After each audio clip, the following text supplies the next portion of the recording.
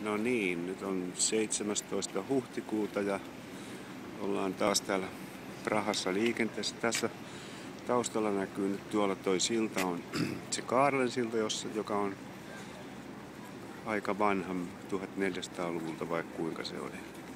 Sitten tuolta näkyy Prahan linnaa kohta. Tässä on tää niin sanottu Maalastraana, eli pieni ranta. Sitten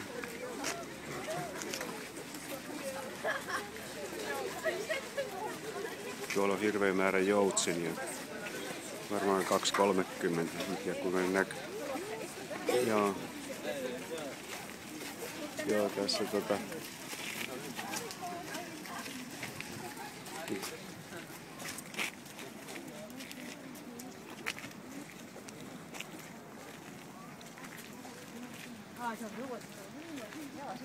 Joo. Katokaapa hei tonne vastarannalle, kun millainen määrä joutsenia. Joo, kyllä. Todellakaan. Joo. No niin. Jokin tuolla just kato Franz Kafka museo, niin se tossa.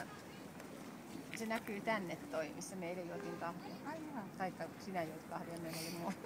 Mutta tossa noin kato toi pressu. Franz Kafka. Niin. Museum lukee, sitten se lähtee. Täällä on tosiaan puut jo aika hyvässä lehdessä.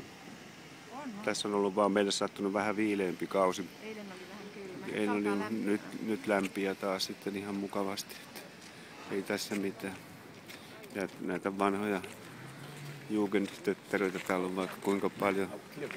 Tuossa taustalla kohta, mä otan niin tonne, niin tuolla näkyy kaupungin Filharmonia-orkesterin rakennus. Siinä on Dvořákin patsasta ja sun muuta. Joo tosiaan niin. Kuka ei ole käynyt Prahassa, niin suosittelen, että viivana tänne. Tuossa justiin funtsattiin, että tää on yksi hienompia kaupunkeja, mitä on Euroopassa nähty. Varsinkin kun on säästynyt sodalta. Niin piti mennä käymään tuolla juutalaisten hautausmaallakin ja synagogassa, mutta se oli aivan hirveet sisäänpääsyn maksut. En tiedä kuinka olivat kehittäneet, ettei viititty maksaa. Tämmöstä.